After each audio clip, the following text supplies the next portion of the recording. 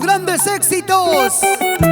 Otra de las hermosas canciones que en la voz de Anaís tiene la fortaleza, tiene la calidad, lleva el sentimiento, lleva la esencia de nuestro auténtico guayno con requinto para todo el Perú. Pipa Producciones y el respaldo de los jugadores del Perú. Clase, calidad, elegancia, esencia. Anaís Gómez. Así. Perdóname, Señor.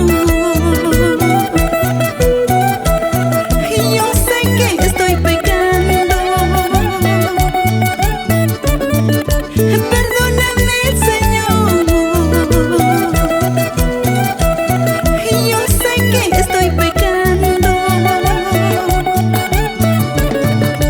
por amar a ese chiquillo que es prohibido para mí.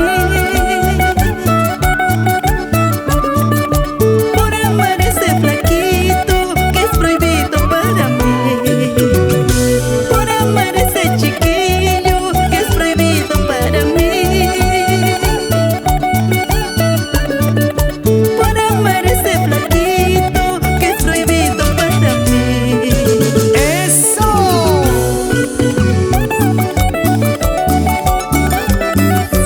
Dile, dile, Anaís.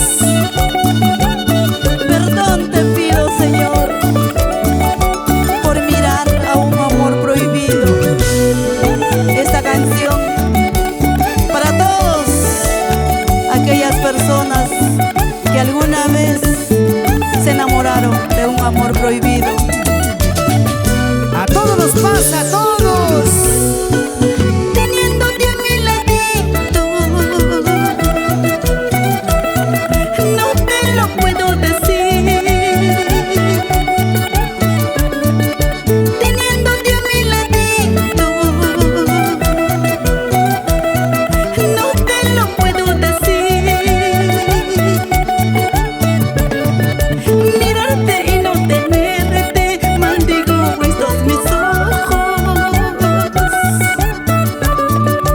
Mirarte y no tenerte, maldigo estos mis ojos. Mirarte y no tenerte, maldigo estos mis ojos. Mirarte y no tenerte, maldigo estos mis ojos. Ahora.